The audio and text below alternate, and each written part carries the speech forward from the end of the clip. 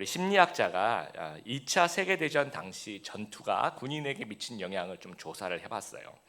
육군 보병과 공군 조종사를 좀 비교해서 연구를 해봤는데 육군 이제 지상군이죠. 보병들이 60일 정도 전투가 좀 이어지면 정서적으로 뭐 사망 상태라고 얘기할까요? 몸과 마음이 완전히 그냥 초죽음이 되더래요. 그런데 이제 전투기 조종사는 육군 보병보다도 훨씬 더 사망률이 높대요. 보통 이제 전투에 나가 작전 수행 도중에 50% 정도가 사망할 정도로 사망률이 높은데, 우리가 생각할 때는 사망률이 높으니까 훨씬 지상군보다 이렇게 뭐랄까 스트레스가 훨씬 더 많을 거라고 생각하는데 그게 아니더라는 거죠. 상대적으로 50%의 그 높은 사망률을 보임에도 불구하고 지상군에 비해서 이게 평온하더래요. 상대적으로 평온하고 자기 일에 만족하더라는 거죠. 그래서 왜 그럴까 이제 조사를 해봤더니, 조종사는요 조종석이 있고 거기 조종 대회에 자기 손이 올라가서 자기가 조종하면서 뭔가 통제를 한다는 거예요. 자기 스스로 통제를 하는 거죠. 그러니까 내가 실수하면 안 되지만 그래도 내가 뭔가를 해낼 수 있다라는 어떤 내가 통제한다라는 생각을 갖고 있다라는, 그래서 상대적으로 평온한데, 지상군들은 어디서 갑자기 폭탄이 날라올지를 모르는 거예요. 가만히 있다가 갑자기 총알이 날라오기도 하고요, 또 저격이 되기도 하고 지뢰가 막 터지기도 하고, 그러니까 굉장히 통제 불가능한 상황이더라는 거죠. 그러니까 훨씬 더 불안하더라는 거예요. 독일 한 연구가가 이 교통체증에 대해서 이제 좀 연구를 해봤더니, 교통체증에 노출되어 있는 분들은 심장마비에 걸릴 확률이 3배 더 증가하대요. 그러니까 이게 이 교통체증은 내가 뭐 어떻게 할 수 있는 부분들이 아니잖아요. 그래서 결론이 내 힘으로 통제가 안 될수록 불안은 증가하더라라는 겁니다. 코로나 시대가 그런 것 같아요. 도저히 내 힘으로 통제가 안 되는 그런 상황의 연속. 그래서 불안과 염려의 시대라고 합니다. 그래서 4대 염려가 있다고 합니다. 첫 번째가 감염에 대한 두려움. 그다음에 두 번째가 가까운 사람의 건강에 대한 두려움. 우리 부모님들, 우리 아이들 혹시나 이렇게 그러면 어떡하나 하는 두려움. 세 번째, 자녀 돌봄에 대한 스트레스. 이제 학교도 뭐 갔다가 안 갔다고 하니까 또 이제 이 자녀 돌봄에 대한 여러 이제 스트레스가 있고요. 네 번째, 경제적 어려움에 대한 걱정. 그래서 심한 어떤 코로나 블루까지는 아니더라도 답답하고 걱정되고 좀 막막한 시대를 우리가 좀 살아가고 있습니다. 그런 가운데서 우리가 2020년 추수감사절을 맞이하고 있는 거예요. 뭔가 좀 있어야 될 것이 없는 그런 부재의 시대, 염려의 시대에 과연 올해는 우리가 무엇을 감사할 수 있을까, 좀 말씀을 좀 살펴보았으면 좋겠습니다. 첫 번째, 비교를 통해 감사의 조건을 찾지 말자라는 거예요. 하박국 선지자가 활동할 당시 시대는, 우리 하박국 선지자는 예레미야 선지자하고 동시대의 인물입니다. 그래서 남쪽 유다가 이제 멸망하는 그런 시기의 선지자인데, 굉장히 민족적인 불행의 시기죠. 전쟁의 시기고 고난의 시기입니다.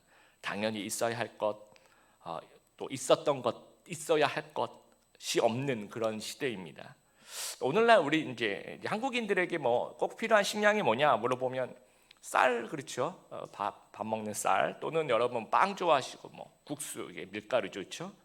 그리고 이제 고기 종류, 뭐 그 정도면 우리가 식량이다 이렇게 생각하는데, 당시 이스라엘의 그 필수 식량 또는 이 재산이라고 할까요? 나무에서 열리는 것들이 크게 세 가지가 있어요. 무화과 굉장히 중요합니다. 그리고 포도는 거의 뭐 이분들에게 뭐 필수죠. 그다음에 올리브 나무, 거기서 나오는 올리브 기름 가지고 이 3대 나무에서 나오는 그런 열매들이 있고요. 그다음에 이제 박곡식들이 있죠. 이제 밀가루라든지 뭐 또는 양이, 또 소가 굉장히 꼭 필요한데, 이 17절에 보니까 그리고 하박국이 전체적으로 보면 이제 이런 어떤 민족적 불행의 시기, 전쟁이 나고 뭐 멸망하고 그 즈음한 어떤 멸망할 것 같은 이런 어려운 시기다 보니까 있어야 될 것이 없는 거예요. 오늘 본문 17절, 무화과 무성하지 못하고, 그렇죠? 포도에 열매가 없고, 감람나무에 소출이 없고, 밭에 먹을 것이 없고, 우리의 양이 없고, 외양간에 소가 없다라는 거예요. 그러니까 이스라엘은 언제나 이 골든 에이지를 그리워합니다. 이 골든 에이지는 다윗과 솔로몬의 시대입니다. 그 시절은 솔로몬 시대에는 은이 돌보다 흔했다고 해요. 너무너무 잘 살았던 거죠. 그리고 다른 나라 사람들이 와서 막 조공을 바쳐요. 뭐 그런 어떤 안정적이고 풍족하고 부강했던 그런 시절인데 지금은 그런 게 아무것도 없다라는 거예요. 강대국의 속수무책으로 당하고 있는 멸망 직전에 막 불안정하고 위기 가득 찬. 그래서 좋던 시절과 지금의 어떤 비참한 시절을 비교해 보니까 너무 힘들다는 거예요 지금. 그래서 이 자본주의라는 것은요, 여러분 소비가 극대화되게 만들어가는 사회입니다. 그러니까 돈이 돼야 되는 거죠. 돈을 벌려고 노력하는 사회죠. 그럼 어떻게 하면 돈을 벌 수 있냐면요, 모든 것을 수치로 환산하면 돈을 벌 수가 있어요. 모든 것을 수치로 환산해서 서로 비교를 하면 그것을 통해서 이제 돈을 벌 수 있는 그런 사회로 지금 가고 있는 겁니다. 특히 여러분 외모를 보시면, 여러분 옆에 계신 분 외모를 한번 보시면 하나님의 작품이죠, 그렇죠? 원더풀. 정말 이 70억 인구에 딱 하나 있는 정말 그 귀한 하나님의 작품인데 자본주의는 거기다 점수를 매겨요. 여러분 모바일 앱에 어떤 앱이 있냐면, 오늘 가서 꼭 하실 필요는 없습니다. 그냥 있다는 것만 알고 계시면 됩니다. 사진을요, 여러분 사진을 거기 모바일 앱에 올리잖아요. 그럼 점수가 나와요. 60 몇 점, 뭐 70 몇 점. 그리고 점수 밑에 뭔가 이렇게 누르면 자동 성형 견적 산출이 됩니다. 당신은 2천만 원 정도 듭니다. 당신은 900만 원 정도 듭니다. 이렇게 나온대요. 그리고 황금 비율 가상 성형을 이제 이거를 해준대요. 그래서 이제 비포와 애프터를 이제 선정하는 거죠. 그러니까 전에는 네가 60 몇 점인데 지금 이렇게 하면 70 몇 점이 될 수 있다, 뭐 80 몇 점이 될 수 있다. 이게 점수가 없는, 하나님은 우리 얼굴에 점수는 안 매기거든요. 그냥 하나하나가 너무너무 귀한데 자본주의는 점수를 매겨서 비교를 하게 만들어서 돈을 쓰게 만드는 겁니다. 그리고 뭐 외모뿐만 아니라 행복을 수치로 환산해서 비교합니다. 모든 게 다 점수예요. 여러분 뭐 학점, 이거 요즘 다 이거 행복과 관련돼 있습니다. 세상적인 토익 점수, 이거 다 이 점수로 환산하는 거예요. 연봉, 또 아파트 내가 살고 있는 이 집 얼마짜리냐, 이거, 또 이제 뭐 아파트 평수, 그렇죠? 그런 수치를 계속해서 비교하면서 거기서 행복을 좀 찾아보려고 하는 것이 자본주의가 주는 세계관이라는 거예요. 그래서 우리는 너무 비교에 익숙해져 버린 거예요. 우리가 그래서 두 가지를 비교하는데 다른 사람하고 나하고 비교해요. 그리고 나와 또 이전의 나를 비교해. 이전에 내가 있었던 그 잘 나갔었던, 잘 됐었던 그 시절하고 또 이제 비교를 하는 겁니다. 근데 비교하기 시작하면요, 진정한 감사가 생기지 않습니다. 여러분이 만약에 중형 승용차를 구입했다고 치세요. 그리고 첫 드라이브를 하러 갑니다. 막 이렇게 중형 승용차를 사서 기분 좋게 드라이브를 하면서 쭉 가는데 내 오른쪽에는 고급 외제 승용차, 람보르 뭐 이런 어떤 하나에 뭐 한 10억 뭐 이 정도 하는 그런 차가 쫙 지나가고, 근데 왼쪽에 보니까 경차가 아주 경차게 지나가는 거예요. 그러면 이제 내 오른쪽 외제차를 이렇게 바라보면 비교가 되죠. 자존심이 굉장히 상하죠. 근데 이제 왼쪽에 있는 경차를 보면 그게 감사가 이렇게 막 나오는 겁니다. 근데 경차 주인은 생각, 경차 주인은 이쪽 편에 보면 중형차와 외제차를 보면 굉장히 기죽겠죠, 그렇죠? 근데 다른 쪽에 보니까 따릉이가 이렇게 하는 거예요. 그럼 따릉이를 보면서 이제 흐뭇해하는 겁니다. 근데 여러분 이제 이런 식으로, 그러면 이제 앞으로 내가 불행한 쪽을 보면서 감사하는 훈련을 해야 되겠다. 이건 나쁜 건 아니에요. 나쁜 건 아닌데 위험한 게 있어요. 어떤 두 가지 위험성이 있는데, 첫 번째 뭐냐면 내가 바닥을 쳤다고 느낄 때, 이제 내가 경차를 타고 내가 중형차를 타고 그러면 이제 뭔가 내가 좀 비교 대상이 있잖아요. 뭐 따릉이가 있구나 이렇게 하면서 비교 대상이 있는데, 내가 만약에 따릉이를 타고 있을 경우에 전혀 그러니까 어떤 내가 전혀 감사할 것이 없다고 생각되는 것까지 이제 바닥을 칠 경우가 있어요. 이럴 때는 이제 감사를 못 한다는 거죠. 이런 위험성이 하나 있고요. 또 하나는 뭐냐면 이걸 이제 비교 감사라고 합니다. 근데 비교 감사는 효과가 적대요. 여러분, 뇌를 연구하는 사람들은 감사하면 좋은 호르몬이 나와요. 여러분은 감사절이죠, 그렇죠? 여러분 감사하는, 진짜 진심으로 감사하는 마음하면 이 몸에서 이 뇌에서 이 도파민과 세로토닌이라는 좋은 호르몬이 막 나와요. 그래서 행복을 느낀대요. 하나님께 너무 감사해요 하면서 행복을 느끼는데, 뭔가 비교해서 감사하잖아. 뭔가 저 사람에 비하면 제가 감사해요. 이러면 이 호르몬 수치가 이렇게 상승하지 않는데 그렇게 큰 효과가 없다고 합니다. 그래서 생각을 해봤어요. 왜? 그래도 감사한 건데 왜 호르몬이 안 변하지? 생각해봤더니 이게 진짜 감사가 아니더라는 거죠. 그러니까 여러분이 비교하더라도 이게 진심으로 이렇게 감사하면 또 이 진짜 감사가 되는데, 뭔가 이렇게 이걸 땜빵 감사라고 해야 될까요? 기술 테크니컬한 그런 감사. 그러니까 진심에서 우러나오는 감사가 아유, 얘 비하면 내가 좀 그래도 낫지. 이 정도는 별로 효과가 없더라는 거죠. 그러니까 진심에서 우러나야 된다. 근데 우리가 생각해 보면 있는 것과 없는 것 중에 어느 쪽에 여러분 관심이 더 가요? 여러분에게 있는 것과 여러분이 못 가진 게 있잖아요. 그러면 이게 어느 쪽에 여러분 더 관심을 가지세요? 예를 들어서 여러분 생일이라고 해보세요. 여러분 누군가 생일 축하를 막 해줬어요. 그러면 사람들이 생일 축하해준 사람들보다는 생일 축하 안 해준 사람한테 내가 지난번에 너 생일 축하해 주는데 너 왜 문자도 안 하고 너 하면서 안 해준 것에 이제 섭섭해하는 거죠. 그래서 이 없는 것에 관심을 가지도록 만드는 것이 이게 사단의 전략이라는 겁니다. 그래서 어떻게 해야지 감사를 드릴 수 있느냐? 두 번째, 하나님께서 주신 것의 가치를 이해하며 감사를 드리자라는 거예요. 그러니까 하박국서 이제 1장부터 계속 읽어가면 이 전체 내용이 이 하박국 선지자 그리고 그 당시에 그 이스라엘 백성들이 이 풍족할 때와 지금이 없을 때를 계속 비교해요. 그래서 계속 하나님 이럴 수 있습니까? 하나님 우리가 이렇게 어려운데 하나님 왜 잠자코 있으십니까? 그 불평을 합니다. 근데 18절에 정말 그 감사의 이유를 제시하는데 주 여호와는 그러니까 나는 여호와로 말미암아 즐거워하며 나의 구원의 하나님으로 말미암아 기뻐하리로다라고 이야기를 합니다. 그러니까 하박국이 이해를 한 거예요. 지금 여호와께서 이스라엘을 벌주고 계시는데 그러니까 이제 처음에는 좀 기분이 안 좋은 거죠. 이건 아니에요. 하나님 진짜 이러시면 안 돼요. 반항을 하다가 나중에 이제 이것을 인정하게 됩니다. 하나님이 길이 참으실 때도 있지만 벌 주실 때도 있구나. 지금이 그 벌 주실 때구나. 또 벌을 주신다는 것은 그래도 애정이 남아있다는 표현이구나. 이 어떤 회복을 전제한 그 징계라는 것을 이해하기 시작하는 거예요. 그래서 하박국 선지자가 이 수평적으로 바라봤을 때는 또 비교했을 때는 감사가 나올 수가 없었어요. 그런데 이 수직적으로 바라봤을 때 하나님이 나에게 주신 이 상황, 나와 하나님과의 관계, 이 수직적으로 바라봤을 때 감사를 드린다라는 거예요. 그래서 세계적인 신경학자이자 우울증 전문가인 그 앨리스 코브 박사가 여러분 주일 설교 때 제가 써놨는데요.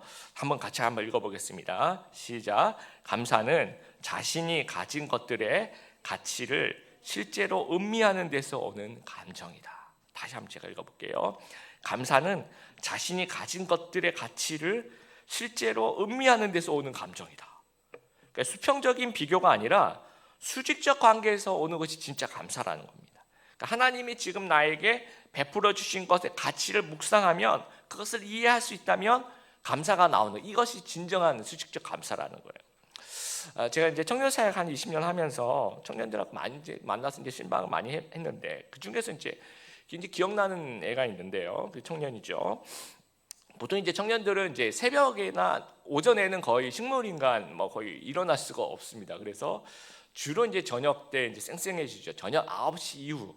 그러니까 우리 보통 이제 금요기도에 끝날 시점 돼서 애들이 이제 살아나기 시작하는데요.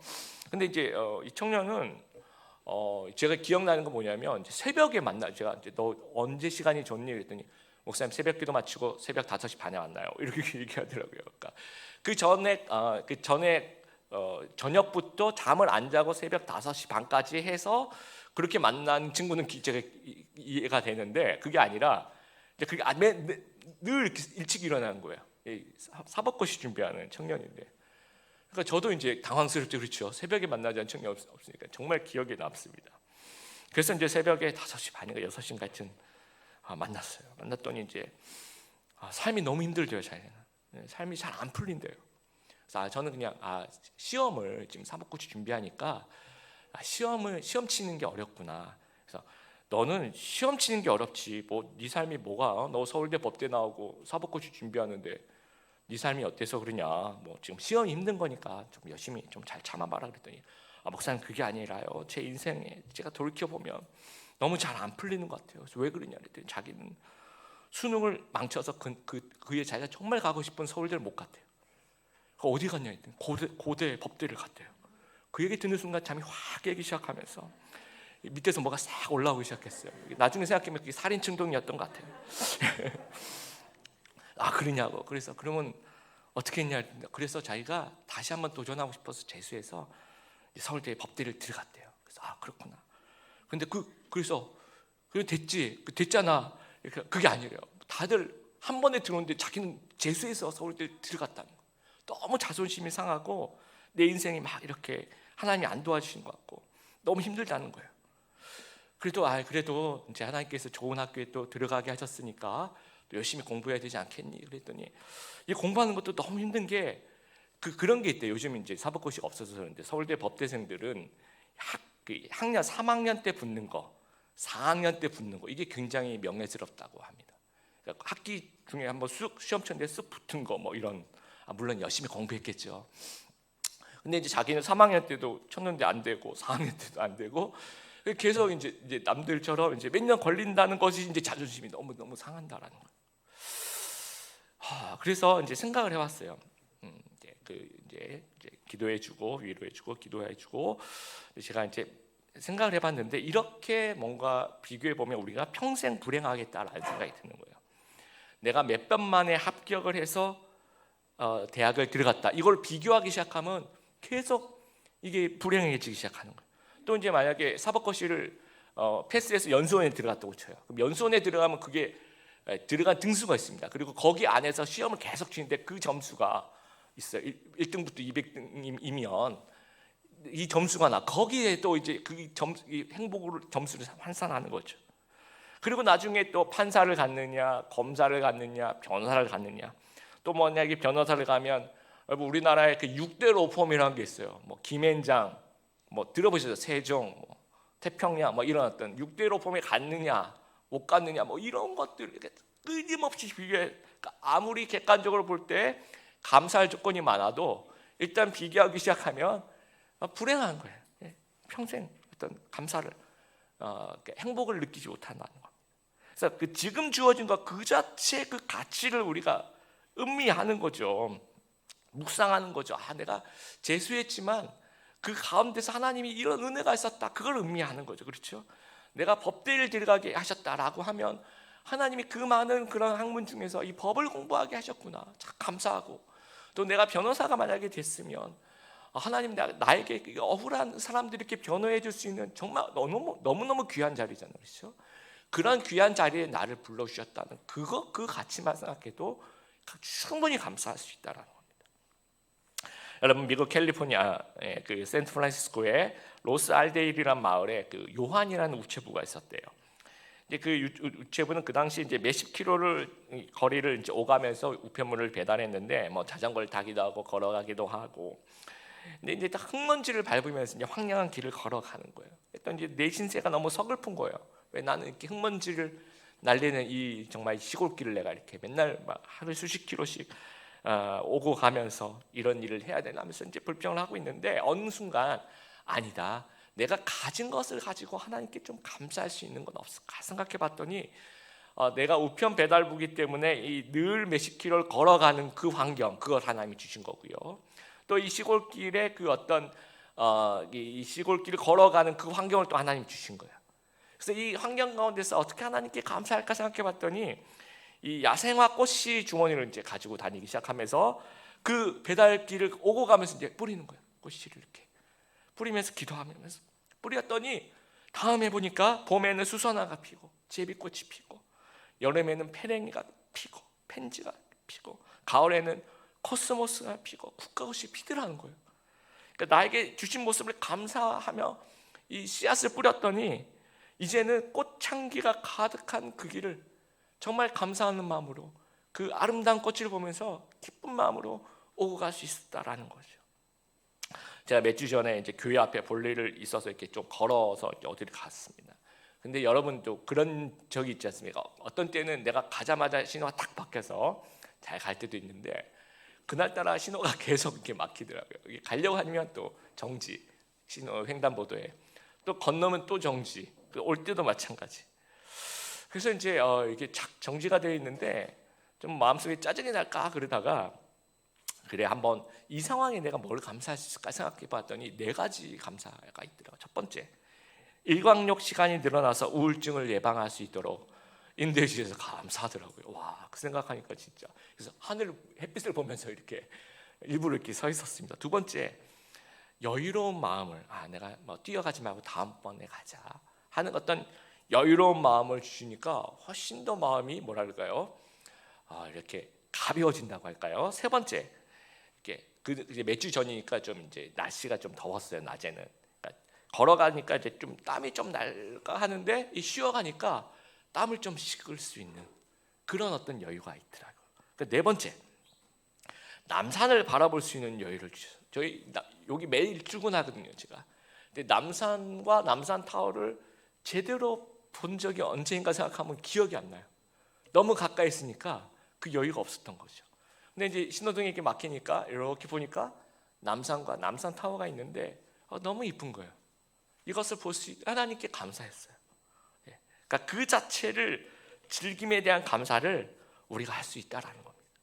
여러분 2020년 우리가 새해 이제 들어오면서 저는 제가 하나님께 저에게 주신 그 선교적 교회에 대한 그 비전이 있어요. 여러분 우리 드림의 교회 성도들과 같이 하고 싶은 정말 우리 예수님 모르는 사람들이 우리 드림의 교회 와서 와 여기 너무 좋다. 그래서 신앙생활 같이 하는 그런 선교적 교회에 대한 그런 비전이 있어서 이제 12월, 1월 이렇게 우리 부목사님들 하고 전도 집회를 이렇게 하고 세미나를 하고 뭐 찬양 축제를 하고 이렇게 다 이렇게 계획을 하고 막 카드 뉴스 만들고 막 그리고 있었는데 갑자기 이제 코로나가 터져서 이제 예배 겨우 드리는.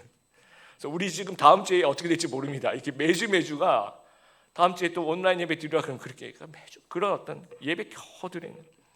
그래서 제가 이번 정말 그 추수감사절에 하나님 제 1년 계획이 하나도 성취가 안 됐는데 하나님 제가 무엇을 감사할 수 있을까요? 생각을 했습니다. 그랬더니 제가 그래도 이제 몇 달 전부터 우리 집사님들 이렇게 한 분 한 분 전화하면서 그래서 이제 어저께까지 한 분 한 분 다 이렇게 전화를 한 바퀴 이렇게 쭉 전화를 하는데 전화하면서 제가 느낀 것은 이렇게 묵묵히 교회를 지키는 성도들이 있구나. 이 성도들에 대한 감사가 제 안에 있는 거예요. 이렇게 어려운 순간에도 하나님께 나와서 이 드림의 교회를 사랑하고 이렇게 와서 또 예배드리 이런 성도님들이 우리 하나님께서 우리 교회에 주셨구나, 저에게 주셨구나. 이것에 대해서 정말 감사할 수 있었습니다. 그래서 성례를 준비하면서 학습 세례 입교 받는 사람이 이제 하나도 없고 유아 세례 이렇게 받더라고요. 그래서 이제 그 부분에 대한 하나님께 목사로서 좀 정말 우리가 전도 열심히 해서 우리 학습 받고 세례 받는 사람들이 많아야 될 텐데 올해는 그게 없구나. 예배 겨우 드렸구나. 우리가 그러면서 이제 개인적인 반성과 목회적인 어떤 반성이 제 안에 계속 제 교육이 굉장히 무거웠어요, 제 마음에. 그런데 하나님께서 우리에게 무엇을 주셨냐 봤더니 아까 그 5명의 그 목청 좋은 어떤 친구는 박수 치면서 찬양 친구 봤죠, 그렇죠? 예, 우리 귀한 우리 아이들 5명. 또 더 있어요, 더 있는데 최근에 나와서 너무 어려가지고 이제 마음은 오고 싶구나. 모든 친구들이 2명인가 3명이 더 있고 내년 3월에 또 탄생하는 또 친구들도 있습니다. 그렇게 생각하면 하나님께서 우리에게 주신 이 귀한 아이들이 있구나 생각하니까 또 감사하더라고요. 그래서 우리 성도 여러분, 지금 나에게 주신 것에 대해서 우리가 좀 감사를 좀 해보길 바라요. 혹시나 여러분이 좀 건강이 좀 안 좋으시고 또 재정이 좀 악화되고 또 취업이라든지 뭔가 좀 환경이 조금 세상적으로 볼 때, 객관적으로 볼 때, 비교해 볼 때 감사할 수 없는 조건이 있다고 할지라도 지금 나에게 주신 이것이 이 세상적인 관점이 아니에요. 하나님의 관점으로 지금 나에게 주신 이 환경이 어떤 가치가 있는가 생각해 보면서 데살로니가전서 5장 18절 범사에 감사하라. 우리가 비교하지 않으면 감사할 수 있고요. 지금 주어진 환경의 가치를 의미하면 범사에 어떤 환경이든지 간에 감사할 수 있다는 거 우리가 꼭 기억하게 되길 바랍니다. 그리고 성경은 감사를 부탁하지 않습니다. 성경은 감사를 명령한다는 사실들 우리가 기억하면서 없는 것 바라보면 이것은 불평이 되는 거예요. 근데 있는 것 바라보면 이것은 감사가 되는 겁니다. 그래서 날마다 감사의 제사 하나님께 올려드리는 귀한 성도님들 다 되시기를 주님의 이름으로 축복합니다.